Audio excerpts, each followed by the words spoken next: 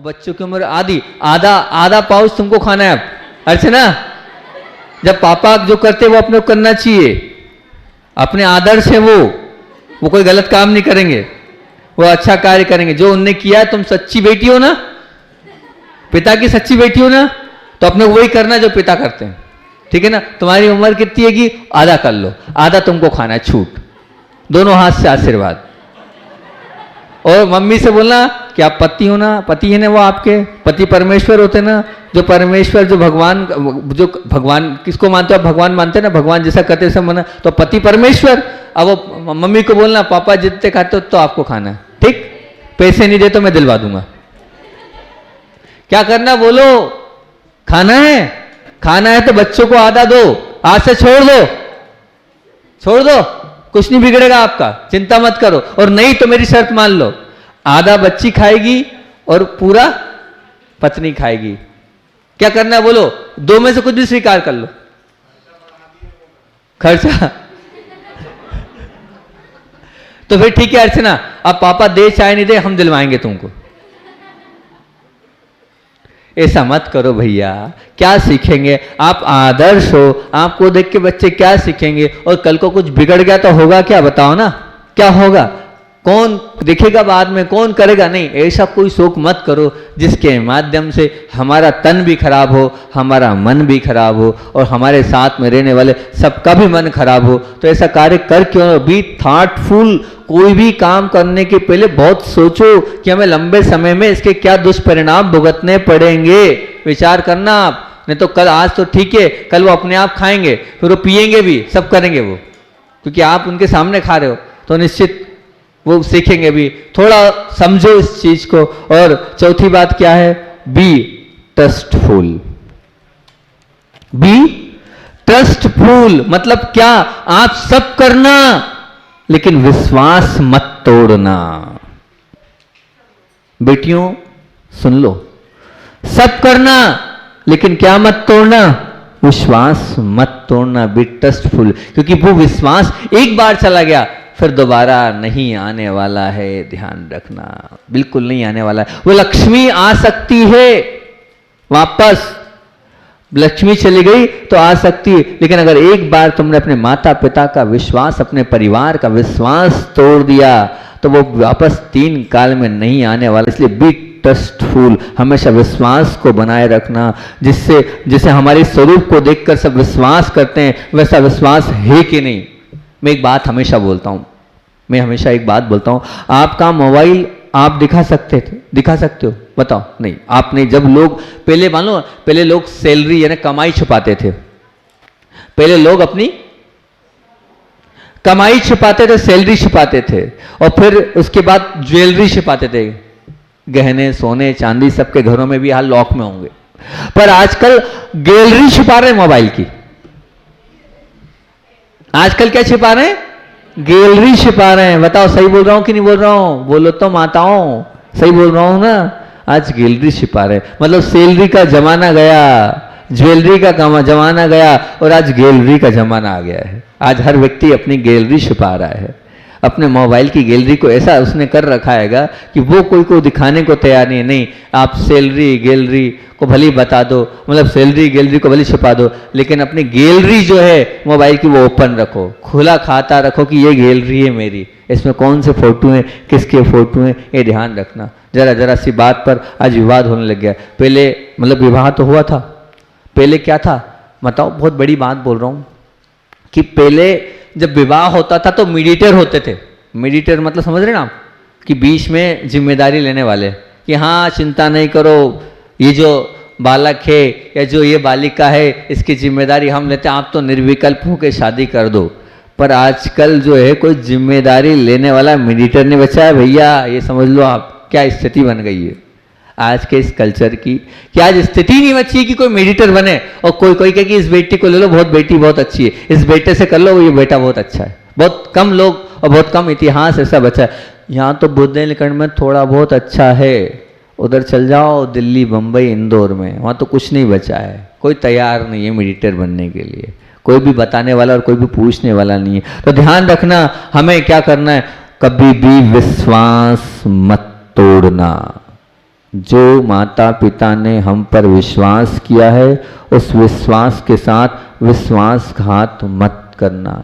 इतने भावों के साथ वो आपको कहाँ पढ़ने के लिए बाहर भेज रहे हैं, रुकने के लिए बाहर आपकी व्यवस्था कर रहे हैं, किस प्रकार से वो कर रहे हैं, तो उनके साथ कभी भी गलत मत करना।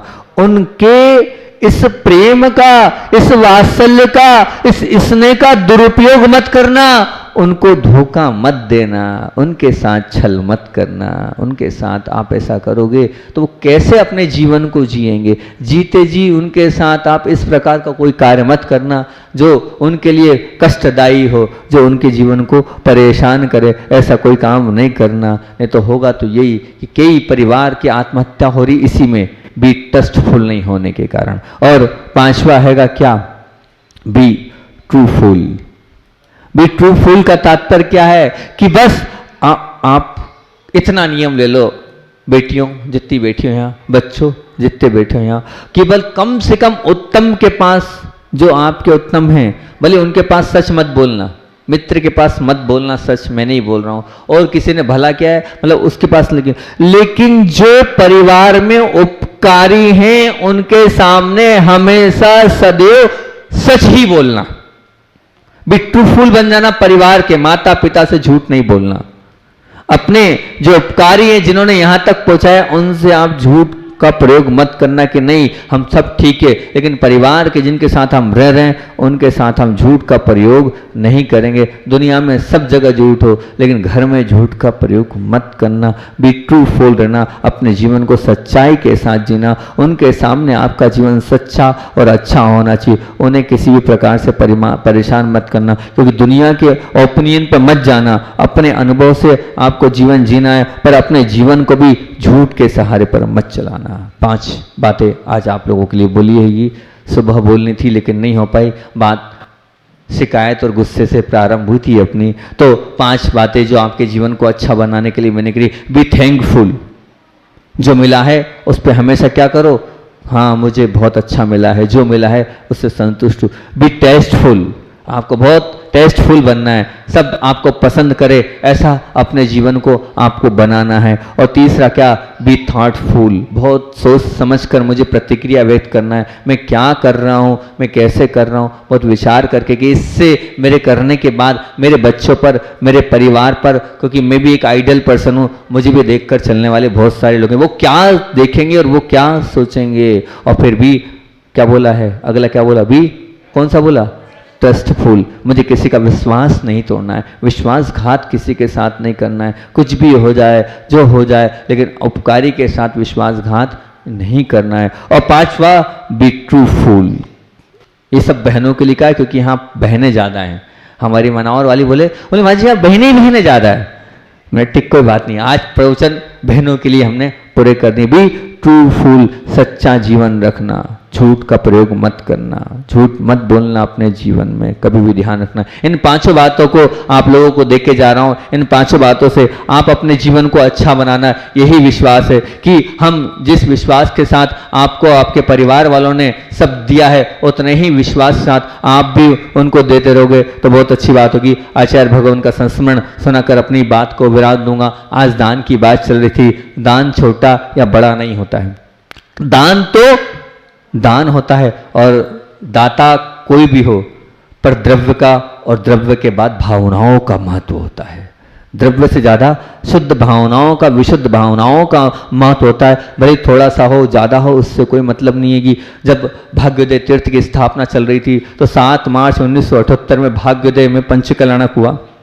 बहुत ही भाव के साथ वहाँ बुंदेलखंड का वो पंचकल्याणक महामहोत्सव संपन्न हुआ। और फेरी के बाद आचार्य भगवान वहाँ बैठे थे, और आहार के बाद जब बैठे थे तो सब लोग आहार के बाद एक घोषणा होती है कि उस घोषणा में भाग्योदय तीर्थ के ट्रस्टीगण शामिल थे। और वहाँ पर जो कहना चाहिए कि डॉक्टर अमरनाथ जी थे, वो संचालन कर रहे थे, ये योजना वो योजना, ये ऐसा, सबकी तारीफ, सबका वो चल रहा था। उसी बीच में जैसे आपके यहाँ पटेल साहब आज खड़े हुए ना, और उन्होंने कहा 3,33,000 रुपये ऐसी घोषणा उन्होंने करी। कोई छोटी मोटी बात नहीं होती कि जैन नहीं है, लेकिन मन से और संस्कारों से वो जैन है। ऐसे एक दादाजी खड़े हुए और उन्होंने भी क्या किया, वो खड़े हुए और खड़े होने के बाद एक पोटली में चने भरे हुए थे। वो चने गुरुदेव के चरणों में ऐसा थेल, जो उनका वो जो कहना चाहिए कि जो दामन था या वो गमछा था वो कर दिया। वो बोले दादा साहब यही शब्द बोले, इतो ही है हमारा पास तो, और यही आपके चरणों में मैं क्या कर रहा हूँ, भेंट दे रहा हूं, समर्पित कर रहा हूं। आचार्य श्री जी उस चने को देखकर मुस्कुराए और दोनों हाथ से आशीर्वाद दिया और बोले इधर भेजो ऊपर उसको। क्या बोले? बोले उसको वो 1 करोड़ दान 11,21,51,00,000 वाले के लिए आचार्य श्री के चेहरे में कोई मुस्कान नहीं, कोई आशीर्वाद के भाव नहीं। उन्होंने कहा अमरनाथ जी उसको यहाँ भेजो, इधर अंदर भेजो दादाजी को, और दादाजी को अंदर बुलाया और बहुत अच्छे से आशीर्वाद दिया और बहुत अच्छे से उनसे कहा बहुत अच्छा, ये मत मानना कि तुम गरीब हो और तुम्हारा दान छोटा है, लेकिन तुम्हारा भाव है कि अस्पताल बन रहा है, इस अस्पताल में सबका इलाज होगा, बहुत अच्छा। और गुरुदेव ने प्रसन्नता के साथ आशीर्वाद दिया, क्योंकि दान जो होता है शुद्ध समर्पण भाव के माध्यम से होता है, तो दान महादान कहला जाता है। ऐसा दान अपार पुण्य का कारण बनता है। इसलिए 2 लाइन लिख बोलकर अपनी बात को विराम दूंगा। द्रव्य तनिक वर भावना, द्रव्य तनिक वर भावना, राखो सदा विशाल, राखो सदा विशाल, कीमत भावों की सदा रखिए शुद्ध समाल, कीमत भावों की सदा रखिए शुद्ध समाल। द्रव्य जो भाव होते हैं वो बड़े होते हैं, द्रव्य की कोई कीमत नहीं होती है। बोलिए आचार्य भगवान विद्यासागर जी महामुनि राज की। एक बात सदैव याद रखना, जो सत् कार्यों का संपूर्ण जगत व्यापार का जगत नहीं है। क्या बोल रहा हूँ, बहुत अलग बात बोल रहा हूँ कि सत् कार्यों का संपूर्ण जगत व्यापार का जगत नहीं है। क्या बोल रहे हैं महाराज जी, बल्कि जुए का जगत है। इस जगत में जो गिन गिन कर देता है उसे बदले में गिन गिन कर ही मिलता है। जो गिन गिन कर देता है उसे बदले में गिन गिन कर ही मिलता है। जबकि जो सब कुछ नेछावर करने के लिए तैयार होता है उसे सर्वस्व मिलता है। उसे सर्वस्व मिलता है। नेछावर करने वाले ऐसे हमारे सोनू भाई, मोनू भाई और हमारा पूरा वो परिवार जिन्हें भूमि भी दान करी है और साथ में मूल नायक विराजमान करा, हमारा वो सुलभ का पूरा परिवार, नीलेश का पूरा परिवार, क्योंकि उन्हें नेछावर करने के लिए तैयार हो गए और वो उन्हें सर्वस्व मिलने वाला है। मैं आपसे पूछता हूँ, किसान धरती में बीज बोता है तो कैसी बुद्धि से बोता है? व्यापारी की बुद्धि से कि जुआरी की बुद्धि से? व्यापारी की बुद्धि से कि जुआरी की बुद्धि से? ध्यान रखना, बहुत अच्छी बात आपसे पूछ रहा हूं, क्योंकि एक मित्र दूसरे मित्र से जो स्नेह करता है, एक पति अपने पत्नी से प्रेम करती है, या एक भक्त भगवान से हृदय से प्रेम स्नेह के साथ जो समर्पण करता है, एक व्यापारी बुद्धि से करता है या जुआरी बुद्धि से करता है? प्रश्न पूछ रहा हूं आपसे मैं। अपने हृदय की दीवार पर ये वाक्य उत्कीर्ण कर लेना, सत् कार्य में किसी भी क्षेत्र में विवेक पूर्वक जो दिल खोल कर देता है, बदले में उसे दिल खोलकर मिलता है। तो यदि तुम जुआरी बुद्धि से के स्वामी बन जाओगे तो तुम्हारे पास अंतःकरण आ जाएगा, और जब अंतःकरण आ जाएगा तो व्यापारी बुद्धि समाप्त हो जाएगी और फिर कोई आशा नहीं है। तो जो दान दिया है वो निर्विकल्प अवस्था से जुआरी के रूप में आप दोगे तो जुआरी को कितना मिलेगा कोई पता नहीं, कोई गिनती नहीं, कोई काउंटिंग नहीं कितना मिलेगा। तो यहाँ दे रहे हो तो व्यापारी की बुद्धि से नहीं देना, काय की बुद्धि से देना? जुआरी जैसे मिलता चला जाता, वैसे हम देते जाएंगे तो बहुत कुछ मिलता चला जाएगा। एक बार बहुत अच्छी बात याद आई, एक राजा था। क्या था मनीष भाई, सुनना। एक राजा था, वो बड़ा ही सहृदयी था और जो दरबार में आता था रोज देता जाता था, ले ये भी लो, वो भी लो, वो भी लो। जो सुलभ की मम्मी है ना, वो पीछे नहीं रहती है, राजा के समान है बिल्कुल। सुलभ की मम्मी की बात कर रहा हूँ, कभी पीछे नहीं रहती दान में। कभी मैं 8 दिन 10 यहाँ इतने दिन हो गए, हर बार में आगे, ये भी मेरी तरफ से, वो भी मेरी, वो राजा भी सुलभ की मम्मी की तरह था। अब बस अब ऐसा है कि सुलभ की मम्मी तो है देने वाली, तो अब राजा थे देने वाले, लेकिन जो दूसरे हैं उनको परेशानी हो जाती है। हो सकता है बहू को परेशानी हो, पूछे क्यों देती है मम्मी इतना सारा है, या हो सकता है और कोई दूसरी देवरानी को तकलीफ हो जाए क्यों देती है, या जेठानी को तकलीफ हो जाए। तो ऐसे ही वहाँ भी एक मंत्री था, उसको तकलीफ हो गई, वो तकलीफ हो गई और उसने एक ही बात बोली। क्या बोली? बोले राजा साहब समझ में नहीं आता है, आप रोज़ रोज़ दिए जाते हो दिए जाते हो दिए जाते हो, होगा क्या राज्य कोष का। मैं समझता हूँ कि मैं बैठा हूँ और अब मेरे बड़ी तकलीफ़ होती है। दे राजा रहे हैं, तकलीफ़ किसको हो रही है? मंत्री जी को हो रही है। तो फिर उन्होंने कहा अगर समस्या आएगी तो होगा क्या, मैं विनय पूर्वक प्रार्थना कर रहा हूँ, मुझे अधिकार है बोलने का क्योंकि मंत्री पद पर बैठा हूँ। तो आप बहुत अच्छा प्रश्न उन्होंने किया, संस्कृत में उन्होंने बोला, बोले हे राजन आपादर्थम धन रक्षेत। अरे स्वामिन, आपदा के समय में, आपत्ति के समय में भाग्य का कोई भरोसा नहीं है, धन को सुरक्षित करके रखना चाहिए। राजा भी समझदार, राजा भी समझदार। तो राजा ने बोला श्रीमंताम कुतो आपदा। अरे जो महान व्यक्तित्व होते हैं उन पे कौन सी आपदा आती? नहीं आती है। भाग्यवान पुरुषों पर आपदा नहीं आती है। राजा साहब ने भी जवाब दिया। फिर मंत्री ने कहा कि भगवान यदि दत्ताम संभ्यति, अरे दुर्भाग्य आपत्ति कब आ जाए कोई भरोसा नहीं, कुछ भी नहीं कह सकते, किसी को छोड़ा नहीं तो आपको छोड़ेगा। तो फिर राजा भी राजा थे, राजा ने उत्तर दिया तो अगर आपत्ति आएगी तो संचित ही विनश्यति। जब आपत्ति आएगी तो आने के बाद ध्यान रखना जो संचित है वो भी चला जाएगा, जो संचित है वो भी चला जाएगा। इसलिए वो क्या साथ रह जाएगा? जो मैंने इकट्ठा किया है देकर वही साथ जाएगा और वही मेरे उस वक्त काम आएगा। ऐसे कहते ना, ये शाम न विद्या न तपो न दानम, ज्ञानम न शीलम न गुणो न धर्मम, न मृत्यु लोगे भूभार भार भूता, मनुष्य रूपे न मगस शरंती। कहते हैं जिन मनुष्य के पास ना तो उत्तम विद्या है, न व्रत है, न उपवास है, न उनको करने की शक्ति है, पर अगर सत्य कार्य में उसने अपने धन का उपयोग नहीं किया, ना उसने अपने शील का, ना विवेक है उसके पास, ना धर्म इस पृथ्वी पर भार स्वरूप है, लेकिन वो मनुष्य पशुओं के समान भटकता हुआ। इसलिए मानव को हमेशा अपने धन का उपयोग करना चाहिए, दान पुण्य नियम आदि में उसको लगाना चाहिए। और आप नहीं लगा रहे तो फिर क्या होगा? विचार करना है तो उपयोग करो, है तो समर्पित करो। क्योंकि जैसे वो बोनी के समय तगारी लेकर, बीज लेकर बेलों को हाँकता हुआ वो किसान जब खेत में चारों तरफ घूम रहा होता है तब उसके मुख पे एक आशा और एक उमंग की किरण होती है। वो बीज से भरी हुई तगारियां खाली करता चला जाता है, उसके मानस पटल पर अनाज के ठसा ठस भरे हुए वो सतत तैरते हुए बोरे होते हैं। अभी भले ही भूमि में कुछ दे रहा है लेकिन बाद में वो माला माल होगा, माला माल होगा। ये किसान होता है। लेकिन ना जाने क्यों दान के विषय में मनुष्य की मनोवृत्ति दयनीय हद तक कंगाल बन चुकी और दान के प्रसंग से अपने आप को दूर ही रखता चला जाता है। और दान करने की अगर उपस्थित हो भी तो वो इस बात की सावधानी रखता है क्या, और इन सब क्या सावधानी रखता है कि जितनी जल्दी हो कन्नी अपन काट ले। इन सब बातों के बावजूद भी ये दान करने की नौबत आ जाए तब मनुष्य जितना संभव हो उससे कम देता है। उससे कितना देता है मनीष?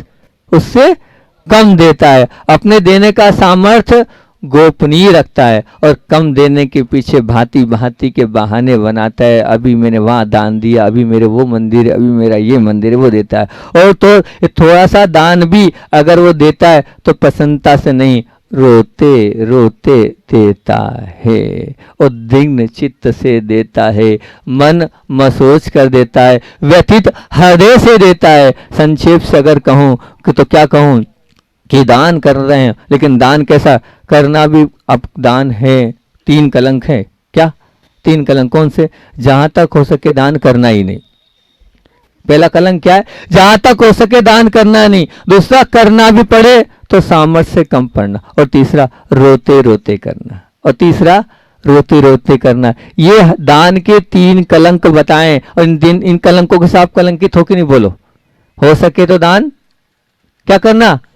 करना ही नहीं। दूसरा, दान करना भी पड़े तो सामर्थ्य से कम करना। और तीसरा, फिर रोते रोते करना। ये दान से लिपटे हुए 3 कलंक है। ये हमारे आत्महित को सुनिश्चित नहीं करते हैं, पर लोग हमारा कैसे अच्छा बन पाएगा। अनादिकाल से हम मूर्छा से हम पीड़ित हैंगे, बस ये भी मिल जाए वो भी मिल जाए, इसी में लगे हुए हैं। लेकिन ध्यान रखना, ये धन आपको मिला है तो ये धन क्या है? धन की 3 अवस्था हो सकती है, उपयोग, दुरुपयोग और सदुपयोग। क्योंकि खाया पिया अंग लगे, दान दिया संग चलेगा, नहीं तो बाकी सब यहीं कहीं रह जाएगा। ये निश्चित मान के चलना। नहीं तो एक बार क्या हुआ, आप लोग बहुत अच्छे हैं, है ना? अच्छे साधुओं के लिए चौका लगाते हैं, मुनियों के लिए चौका लगाते हैं, और जो भी आता है आप सोचते हैं कि भैया आहार हो जाए, भोजन हो जाए, दान हो जाए। एक साधु पहुंचा, सुनना मेरी बात को बहुत ध्यान से। एक साधु पहुंचा, एक संत पहुंचा गांव में, और गांव में पहुंचने के बाद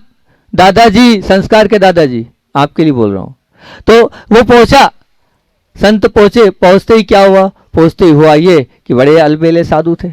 उनका नियम क्या था, जो अपनी संपत्ति बताएगा उसके ही मैं आहार करूंगा, जो अपनी संपत्ति बताएगा उसके ही मैं आहार करूंगा, और जो निश्चित संपत्ति बताएगा तो ही मैं आहार करूंगा। बड़े अलबेले, बड़े अजीब साधु। अब बस हुआ यही कि जब ये बात हुई तो उसके बाद जो है एक सेठ जी पहुंचे। सेठ जी ने बोले हे भगवान, मैं आपके आहार कराना चाहता हूँ और बिल्कुल संपत्ति मैं आपको बता रहा हूँ। उन्होंने बताई इतनी इतनी दिनार, ये पुरानी बात है, आप पैसे मिले लो, मान लीजिए 5 लाख रुपया। उन्होंने ये बताई, वो दिनार का छोड़ो आप, तो 5 लाख रुपया मेरे पास संपत्ति है। तो ठीक, कोई बात नहीं, आज आपके यहाँ भोजन करने हम आ रहे हैं। अब हुआ ये कि बालिका को भेजा, जा बेटा वो जो महाराज हैं, वो जो गुरु महाराज हैं, वो जो महात्मा आए हुए हैं गाँव में, उनको बुला लाओ। वो महात्मा जैसे ही पहुँचे वैसे ही वहाँ पहुँचे, पहुँचते ही उन्होंने जैसी लड़की को देखा, सुपुत्री को देखा, बेटी को देखा, देखते ही वो एकदम तेज हो गए। है क्यों तेज हो गए, ऊपर से लेके नीचे तक गहने से लदी हुई, वो सोना लदा है, सोना ऊपर चढ़ा है। झूठ बोलता है तेरा बाप, हट भग जा। बोले पिताजी उन्हें तो भगा दिया, कुछ सुना ही नहीं। बोले तूने अच्छे से बोला नहीं होगा। दूसरी बेटी को भेजा, और दूसरी बेटी उससे ज्यादा गहने का शौक उसको, तो उसको सब उंगलियों में अंगूठियां पहनी थी, और मोटी मोटी बिल्कुल एकदम। तो वो तो और ज्यादा नाराज हो गए, इतने आग बुलबुला हो गए कि तेरा बाप नरक में जाएगा, साधु से झूठ बोलता है, जा बोल देना, उसका सत्यानाश हो जाएगा। दूसरी बेटी भी आ गई, बोले पिताजी क्या हो रहा है, वो तो बोल रहे आप नरक में जाओगे। बोले अच्छा मैं जाता हूँ। फिर जैसे वो सेठ जी गए, सेठ जी पे वो आंख बबूला हो गए, क्यों झूठ बोलता है, साधु से झूठ बोलता है, तेरे से बोला संपत्ति बता तब आऊंगा, तूने 5 लाख रुपए बताए मेरे को, 5 लाख की संपत्ति, लाखों तो तेरी बेटियों ने जो है वो ऊपर से लेके नीचे तक सोना पहन रखा, 5 लाख की संपत्ति। बड़ी हाथ जोड़ के विनय पूर्वक, संस्कार के दादाजी के लिए बोल रहा हूँ, बड़ी हाथ जोड़कर विनय पूर्वक उन्होंने बोला, क्या बोला पता है, बोले हे भगवान, मैंने बिल्कुल झूठ नहीं बोला, मेरी सचमुच में 5 लाख की ही संपदा में झूठ नहीं बोल रहा हूँ। क्यों नहीं बोल रहा हूँ झूठ, बोले भगवान ऐसा है, जितना मैंने दान किया है असली संपदा तो मेरी ही वही है, मैंने मेरे जीवन में जोड़ घटाव कर लिया, 5 लाख से ज्यादा दान नहीं किया, वही मेरी असली संपदा है, वही मैंने आपको बताई है, वही मैंने आपको बताई है, बाकी तो कोई बता ही नहीं है। तो भैया ध्यान रखना, मैंने इसलिए बोला संस्कार के दादाजी को, जोड़ लेना, आपकी असली संपदा जितना आपने दान दिया वही हैगी, जोड़ लेना। कोई पूछे मेरा कितना धन है तो बता देना, हाँ 1 लाख वहां दिए, 2 लाख वहां दिए, 10,000 यहाँ दिए, 11,000 यहाँ दिए, वही आपकी असली संपदा है। ध्यान रखना, उतनी असली संपदा रहेगी। मंदिर में जिन मूल नायक कितने लिए वो उनकी असली संपदा है, ठीक है ना। तो अब कोई पूछे आपकी असली संपदा क्या है, तो जो आपने दिया है वही आपकी संपदा है। जो आपको मिला है वो उपयोग भी हो सकता है, दुरुपयोग भी हो सकता है, और सदुपयोग भी हो सकता है। मान लीजिए वो अन्न किसान लेता है तो उसका क्या हुआ, वो परिवार के लिए खाता है पीता है तो वो उसका उपयोग है। लेकिन अगर वो सड़क पे फिक जाता है तो वो क्या है, वो या भंडार में, वेयर हाउस में, सुलभ के वेयर हाउस में रखा गया है तो वो क्या है, वो दुरुपयोग है। लेकिन अगर वही अब भूमि में बोता है तो क्या है, सदुपयोग है। भूमि में बोएगा तो हजारों गुना उपज होगी उसकी, ध्यान रखना। इसी प्रकार आपके पास वो धन है, अगर मान लो घर परिवार के लिए उपयोग हो रहा है लेकिन उसको मौज मस्ती विषय में लगा रहे हो तो वो दुरुपयोग हो रहा है। और यहाँ पर मंदिर में डाल रहे हो, सदुपयोग हो रहा है। जैसे वो बीज का हजारों गुना मिलेगा वैसे आपको मिलता चला जाएगा, मिलता चलाएगा। ये निश्चित मान के चलना। उपयोग बिल्कुल कितना, बर्बादी, उपयोग दुरुपयोग बिल्कुल नहीं, बर्बादी बिल्कुल नहीं। और उपयोग अगर मर्यादित है तो सदुपयोग अगर है तो निश्चित मान के चलना आपका जीवन आगे बढ़ता चला जाएगा। क्योंकि अगले दिन की चिंता करने वाला पैसे के पीछे भागता है। क्या बोल रहा हूं, अभी भी बहुत सारे लोग देने से रह गए और सामर्थ्य को छुपाया है। मनीष जैसे लोगों ने सामर्थ्य को छुपाया, विनोद जी भाई जैसे लोगों ने, बहुत सारे लोग जो मंदिर बना सकते हैं उन्होंने छुपाया। सुन लेना उन लोगों के लिए जिनने सामर्थ्य छुपाई है कि अगले दिन की चिंता करने वाला पैसों के पीछे भागता है और अगले जन्म की चिंता करने वाला पैसों को पीछे छोड़ता है। अगले जन्म की चिंता करने वाला पैसे को पीछे छोड़ता है। वास्तविकता है, निश्चित मान के रखना। क्योंकि मान लो फूलों से जो पानी निकलता है उसे ओस कहते हैं, तपेली से जो गर्म पानी कि आकाश में जाता है उसे भाप कहते हैं, आसमान पर धरती पर जो पानी गिरता है उसे बरसात कहते हैं, आंखों से जो पानी निकलता है उसे आंसू कहते हैं, शरीर से जो पानी बाहर आता है उसे पसीना कहते हैं, और जो पानी बहने लगता है उसे नदी का कहा जाता है, और जो धन होकर जमीन पर गिरने वाले पानी को, मतलब घन होकर होता है ना ऐसा, उसको ओला कहा जाता है, और फ्रीज में रखे पानी को क्या कहते हो आप, बर्फ कहा जाता है, और सागर में प्रवेश करने वाला उस पानी खारा हो जाता है, और वही पानी मस्तक पर परमात्मा के गिरता है तो गंधोदक हो जाता है। जल एक ही है, वो गंधोदक बन गया, प्रभु के मस्तक पर गया, जल एक है। इसी प्रकार धन एक है, लेकिन धन की अनेक अवस्थाएं बन जाती है। वो यहाँ आ जाएगा तो वो पूजनीय बन जाएगा, वो वंदनीय बन जाएगा, वो आपके लिए महान बन जाएगा। ध्यान रखना, एक बात ध्यान रखना, सम्यक क्षेत्र में संपत्ति का सद्व्यय करते रहोगे तो हमें क्या लगता है, हमें ऐसा लगता है पुण्य। अब बताओ आपको क्या लगता है, यहाँ बैठे लोगों से प्रश्न पूछ रहा हूं कि जब आपने यहाँ दान दिया उससे पुण्य बढ़ता है या संपत्ति कम होती है? हैं? पुण्य बढ़ता है, बहुत अच्छा। यदि हमें लगे कि संपत्ति कम हो रही है तो हमारे दान में ना कोई चमक होगी ना कोई उत्साह होगा, पर यदि हमें लगता है कि पुण्य बढ़ रहा है तो हमारे दान में विशेष चमक होगी और प्रचंड उत्साह होते चला जाएगा। इसलिए ध्यान रखना, जितना दिया है, अभी आज पंडित जी बोल रहे हैं दान दे हर्ष विषय के, तुम्हारे पास कुछ पाना है तो उसके पहले ध्यान रखना देना अवश्य है, दोगे तभी होगा। और ये बात ध्यान रखना, कर्म सत्ता जीवन के दौरान मनुष्य कुछ भी कर सकता है, जो इकट्ठा करता उसके लिए कर्म सत्ता मनुष्यों के लिए दो विकल्प देती है। कौन सा? या तो उसे देकर जाओ या उसे क्या करो, नहीं, या तो उसे देकर जाओ या उसे क्या करो, छोड़कर जाओ। बताओ क्या चाहते हो आप, देकर जाना चाहते हो, छोड़कर जाना चाहते हो? सुनना भैया, सब लोग सुनना, जो लोग बैठे हैं, तब भी 2 रोटी व्यक्ति खाता है कि नहीं खाता है? खा लेता है। मनीष तो खा लेगा, छोड़ेगा नहीं, 2 रोटी भी नहीं छोड़ेगा, जो मिली सो ठीक है ना, आधार तो बने। बहुत बढ़िया, वेरी, ताली बजाओ। भूख 12 की है लेकिन आप क्या करते हो, 2 रोटी मिली खा लेते हो, है ना। मान लीजिए कहीं उधारी वसूल करने गए, 5 लाख लेना था, उसने मान लो 10,000 दिए, तो लेते हो कि नहीं? ले लो, जितना मिल रहा उतना ले लो। या मतलब आप, बहुत अलग बात में आपका ध्यान आकर्षित करना चाहता हूँ, मतलब जो होता है वो आप ले लेते हो।